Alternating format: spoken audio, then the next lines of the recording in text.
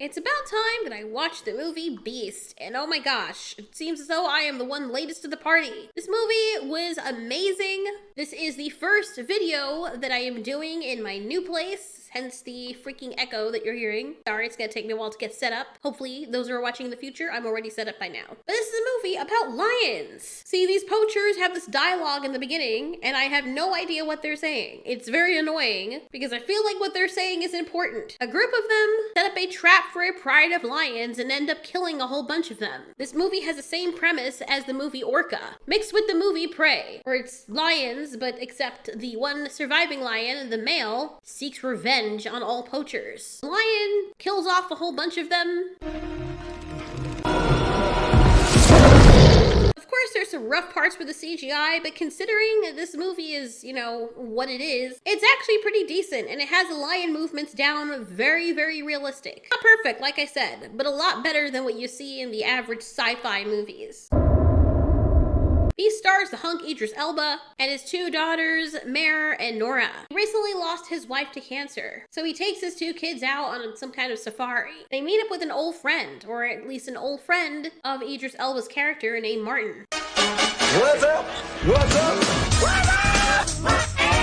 I am convinced after watching this for some time that Martin had something to do with his friend's ex-wife or late whatever. You can tell the older girl has a troubled past or something. She and her dad are not really getting along, or at least her dad is trying, but she doesn't want anything to do with him. Later on we find out it's because the mother and father were separated, and apparently when the mother got sick, the father wasn't around, only to find out then later that they had already separated before she got sick, and for some reason, Mare, or Meredith, the teenager, just did not agree with that. Her mom was a photographer, that was her favorite tree, blah blah blah. Also, I feel like Mare is a huge flirt. She tries to flirt with other guys just to get on her father's case. Could just be me, but that's what it feels like. Old school, but I just prefer film. Film is old school, but I mean... I love shooting film. Yeah. Yeah. That is really... So she gets upset because her dad never showed interest in her work and whatever. Meanwhile, her little sister over here is thinking some things. We find out through the conversation that Idris Elba's character, Nate, is a doctor, and he feels really guilty about having his family slip away. He feels like he's losing his girls. There's a huge fight at the dinner table, and while Martin tries to encourage his friend Nate, Nate just drinks his sorrows away. Martin takes him out the next day. He meets with a pride of lions that he knows. Everyone thinks he's about to get eaten by these lions. We've come to find out that they're friends. He actually raised these lions from they were cubs, based on what Banji over here is saying, the person that this girl's also flirting with, or maybe she's being really friendly. You can tell that Martin really loves these lions. He's an anti-poacher. Apparently that's someone who kills poachers as well in order to protect the lions. Did not know that was a thing. I actually thought they were joking. They were alluding to that throughout the movie, but no, it's an actual thing, I think. Martin sees that the lead female is injured. Her name is Nandi, and she does not want him getting close. She's very upset. I like how the male lion goes in the way and he's like, get away, man, in a very nice way. Like, he really trusts these lions. They obviously have a very good relationship where he can read their body language. The female obviously doesn't want him coming close, so the male lion is like, hey, Pops, can you get back? I actually thought I was very tense during this moment because I thought the lion was gonna bite her, because I don't know if you've been around wild male animals, when their females feel threatened, all of a sudden it's like they turn to something else. See this more so with dogs and with animals like deer. Coming a little closer. What's wrong with your poor girl? Please, listen a little bit closer. Let me look at you. I just want to have a look. Let me see. Okay, all right. Okay, I'm going. That was a really cool interaction. And lions are very intelligent. That male lion read the situation. He realized, okay, dude, she's not in the mood right now. Keep it going. And out of respect for the lions, Martin backs up. If he had continued going, they would have gotten a bit rougher. But Banji was ready with the tranq darts anyway. Martin tells Banji, hey, something's wrong with her paw, dude. Let's get someone out there. Later in their invention, they happen upon a little village. Martin tells them they have to be respectful. And when he goes in, after realizing there's no one there, to his horror, he finds out the whole village was massacred. And yes, It was massacred by a lion.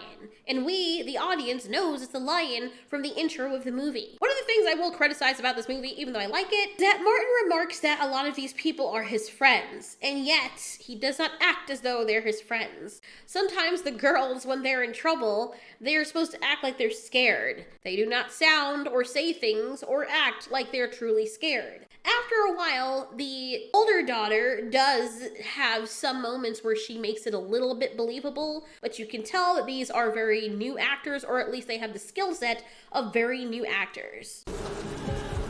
Jesus Christ, some of them are my friends. Cats don't do this, you know? Lions don't do this. I've heard stories, but no lion that I've ever seen. He's acting like he's talking about characters that he's playing with in a video game, not actual people who were actually his friends. Maybe that's just a way of speaking down there or something in South Africa, but if I came upon a village of people I know who are my friends, and I call them the word friends, and I see them all massacred like this, I'm crying. I'm trying to wake them up. I'm trying desperately to see if there's any of them that need help. But no, Martin's just like this random spectator that's like, some of these are my friends. They're my friends. I'm not even sad, they're my friends. It's just freaking weird, you know? Not one tear shed, you know, I mean, freaking Nate over here looks more upset about these people being killed off who he doesn't know than the actual person who knows them. Playing with the goats. Where is she? I don't know. Nora. Well, she was Where's just Nora? She was just What do you behind mean me. she was just... Nora, come on. Nora, we gotta go. I feel like Idris Elba is so above this movie with his acting skill and prowess and every other person who is cast in this movie. I like this movie, don't get me wrong. I really, really liked it because of the type of movie it is. But this feels as though Idris owed somebody a favor. You know, some commonplace peasant. He owed a favor because they saved his life because they caught him walking through a desert and his car broke down. And he's like, you know what? I will star in your movie and you don't even have to pay me that much. I will do it because you saved my life. That's what he feels like. Like, it's just so out of freaking left field that he's cast in this movie. If it weren't for him, I mean, I'd still watch it because I like animal attack movies, but like everybody else, sometimes it's just painful, the acting. Anyway, they heard Nora screaming, her dumbass, because she decided to run off for some stupid reason. I mean, other didn't tell her or anything, but why would you wander off like that? Why do people do that? Even if you don't know there's a lion out there killing people, you don't know the area. Why are you wandering off? Anyway, they happen to have seen a woman with a cow. That's what Nora saw, and she was sliced open, so was her cow. And yeah, this lion just ran around and killed everything in sight. The humans and their pets, their children, everybody. Martin tries to range Banshee. They find a guy in the road. He gets out the car and tries to save him because he's a doctor. Meanwhile, Martin goes out and tries to track down the lion that this guy was talking about that he's attacked by. Chances are it's the same lion. The lion found Martin, or Martin found the lion, whatever the case is, but oh no. Now, one thing I will say is that I really like the cinematography for this. Like I said, the movie's not perfect, but I really thoroughly enjoyed this thrill ride because this guy hears Martin's gun go off and he has no idea what the heck is going on. And the way that they film things, the sound design, when you hear something approaching or something stalking you, is so well done. It makes you forget that you're watching a movie momentarily, at least for the action parts of it. That part, I can honestly say, was really immersive and well done. Mark!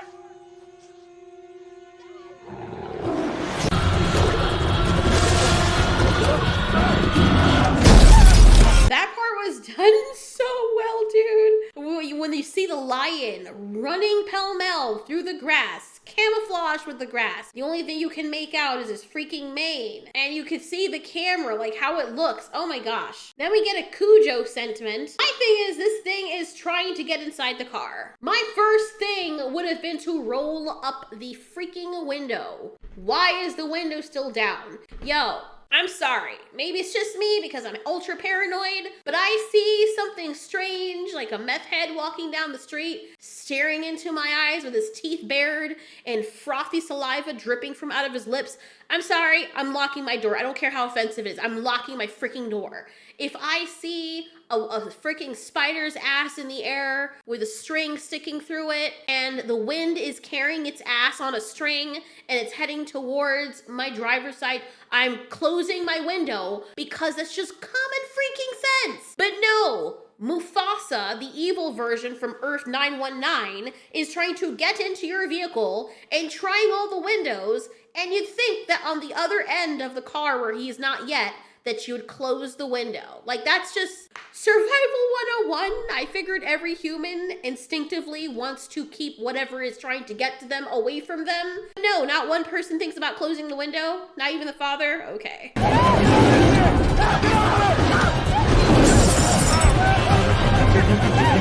Yep. Now the window is broken. How do you feel? So of course, they try to control the vehicle and it gets smashed. It's hanging over a cliff because of course it is. Martin had called into them, letting them know he's kind of okay, but not really. His leg is really hurt and he's losing a lot of blood. Nate wants to save his friend and he has to go out there. Martin's like, dude, I can't move and you should stay there with the girls because son of a bitch is staring at me. Like, he's actually using this guy as bait for the others. Nate tries to go out there. I mean, Martin's his best friend. He gets his trank gun. He tries to look for a landmark to help him figure out where Martin is. Unfortunately, Nate's older daughter is like, I see it. I see the artificial thing in the distance that Martin was talking about. I can go save him. As she gets out, the lion is like, oh, what's up, everybody? And honestly, every time the lion is coming, it is freaking scary. There are times where I'm like, oh God, please, please, please. This is freaking frightening, bro. I would be shitting myself right now. My pants would be completely fitted to my body, unable to come down because loads and loads of fecal matter would be pressing up against it and causing it to stick to my body. How scared I would have been in the situation. I don't care. Listen, I will do anything for my dogs or my family members, my loved ones. I probably would have done the same thing. But you know what I'm saying? Like, I have to really love you. Otherwise, I'm just gonna be like, let me just go and call someone who's better equipped to dealing with the situation. And then again, me knowing my dumbass, I would do this for my pets. I would do this for my partner. I would do this for my father. Like, there's just certain people you're like, okay, these people on the screen are so freaking stupid and so dumb. Why don't they call for help? But you know darn well if you were in that situation and that was any one of those people I listed, I probably would have done the same thing. While all of that's going on and Nate is basically a distraction, Mare gets to Martin. She helps walk him back to the car where Nate treats his wounds. He's hurt really bad. His daughters help him sew up the area. The lion is still watching them. The lion, who they had put a trank dart in earlier, who was supposed to be out for a few hours but got up pretty quickly. Because of course he did. Nate and his daughter have a heart-to-heart. He asks his daughter to forgive him. That night he has nightmares that he ends up losing his daughters. He constantly dreams of his late wife. Everyone's broken out of their reverie when the poachers that were hunting the lion meet them. They're aggressive, but they're also curious about this guy being American. Soon as he heard Nate's accent, "You're American?" "Yes, of course I'm American, because that makes all the difference, right?" This guy is actually ready to help them just because he's American. He tells them about the lion, which the poachers are really interested in because they're trying to hunt down this lion. Get out of here. What the hell is this? Whoa! Oh! What the? I know this man. Hey, relax. Okay. Apparently everyone is upset because our friend Martin there, like I said, he is an anti-poacher, which means he kills poachers. So yeah, if he sees you trying to poach an animal, you're getting a bullet to the brain or the crotch. I mean, either which one, you know? Seeing him in there, they automatically think that Nate is on their side. While everyone has their guns trained on Nate, which is freaking weird because Nate's not the one that killed your men. The guy lying in the car is the one who killed your men. Why are all of you having your guns on this guy? You know, like, why would he put himself in that situation? It's just very odd behavior. They start taking the girls out, and while all of this is happening, the lion takes this opportunity to kill more of these poachers because he has it out for them, clearly. Killing all of his women and his entire pride has driven this lion mad. And I like that they didn't outwardly go and say it, just like in I Am Legend. The poachers all split up and they're about to take their vehicle. Unfortunately, the keys for that vehicle they're all one of the poachers. Nate has to go into the wilderness to try and find it. And of course, noise and walkie-talkies and everything you can think of goes wrong when he's trying to hide from a freaking lion. How convenient. Even though it's still silly because this lion would have found him a long time ago, these scenes are still impressive and have you holding your breath for the character. Nate finds the keys and makes his way back to the girls. This next scene was really interesting and it actually elicited a scare for me because I was not expecting it. Nora and Mare are taking care of Uncle Martin and Uncle Martin just looks up and he's like, "I see something in the distance." You're not thinking it's anything because you don't hear anything. Nice.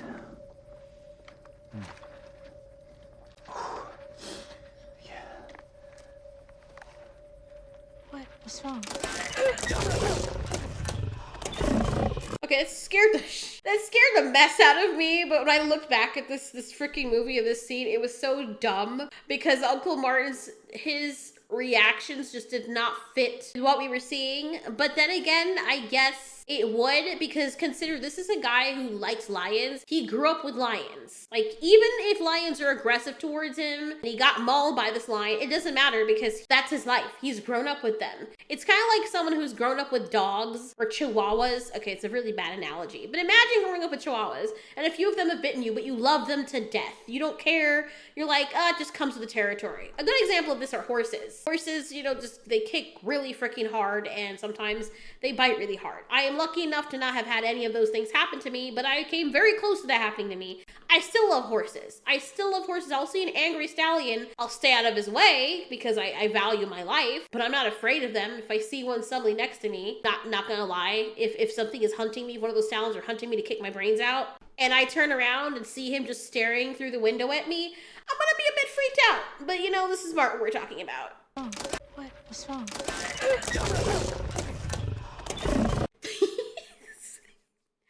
I feel like I would have had a more primal reaction to that. Just me. Everyone's just like, what's wrong? And they look and see the thing and they're like, oh, it's that. And it's like, dude, do you not have adrenaline? Are people not scared in these situations? Or are they expecting the audience to be the ones to fill that in? I don't know. Stay still.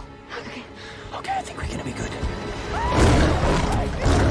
This movie's so stupid. So stupid. It's not that the thing that's happening with the lion. God, it looks horrid. Look at it. Look at that, dude. Oh my God. Like, so scary. It's the way they look. Like, it's the way that the people are acting and the way that they sound. Like, it's especially the girls. Like, the director should have done a more thorough job with making them feel scared. You know what I'm saying? Like, it's just, they don't feel real. They don't feel like real characters who are actually scared. Anyway, the car's about to tip over the cliff, so Uncle Martin tells the girls to get out of the car. He goes down, he stays in the car and goes down with the lion who was hurt through all of this. And I'm just looking back over this. Hold on, let's see. Boop, boop, boop.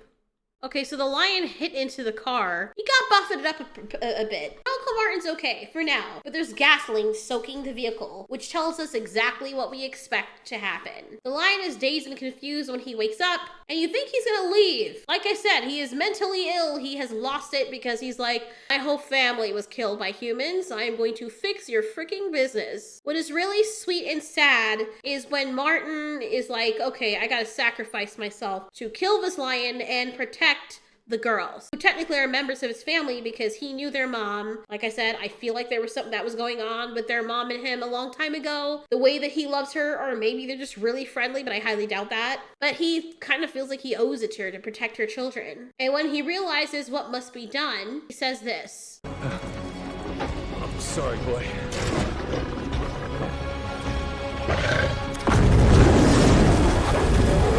That poor Toyota. Nate comes back and is sad that his friend is dead. His oldest daughter is pretty banged up. They take the vehicle, but they're almost out of gas. Nate decides to stop by the school that they were talking about, to bandage her up. You know a lion is out there. And for some reason, you leave the door open. I like how they filmed this, so you think at any moment you're gonna see the lion pop out. What is wrong with people? Like, you see this thing coming after you, and no one thinks to close the door, and to make matters even worse, he opens up the back door to check for gauze and all the stuff he needs for medical supplies and leaves it open. Because, you know, blood and whatever is going to attract the lion. But let's leave every door open in this freaking building when we're running from a lion. And they don't know if the lion's dead or not. The lion, of course, comes through one of the doors and we get a Jurassic Park moment. Nate hears his daughter screaming. He runs back to save them. He empties the clip into the lion and he traps them inside a little safe house with a grill. He says the lion's not gonna stop, so he has to go out there and do something. He tells the lion, come get me, and he runs out. And at first the lion doesn't want to go into the area where he is, because guess what? The law of the jungle that Martin had told them, poor Martin, is that lions, you know, they will protect each other from other lions, specifically the males. And this male lion, who is now in the territory of these other male lions, they're like, ooh, you're in our territory. But this other male lion that's been doing all the mauling does not care. He really bangs up our main character, and honestly, the main character should have been dead by now. But it's Idris Elba. He is trying to go for the throw, and as soon as he does, other male lions come in and start attacking this one who's already pretty banged up. Nate has done the right thing. He led that lion into the pride of other male lions, knowing they would fight. He has another dream about his wife, and she tells him everything's going to be okay. He wakes up in the hospital. His daughters are right there with him. Everyone loves each other again. The movie ends with the tree that her mother used to like taking a picture of that looks like a freaking cursed antelope, and then taking a family photo together as the birds are coming out of their nests. It was really a wonderful movie. I enjoyed it. Of course, it had a lot of issues, but because it was so enjoyable and a attack creature thing, and the lion looked actually pretty decent, I thoroughly enjoyed it. It's something I would definitely watch again. You guys should definitely watch it, or at least own it, if you just want a movie to throw away and watch with your friends. Understanding that it's a ridiculous movie, but the action makes up for that. You see, I can forgive when movies are bad if they're still entertaining and it makes up for it. When every aspect of the movie is just unbearably stupid, that's when I'm like, okay, now you're not even trying. Anyways, thanks so much for watching. This has been Ultiori. You ask, we answer.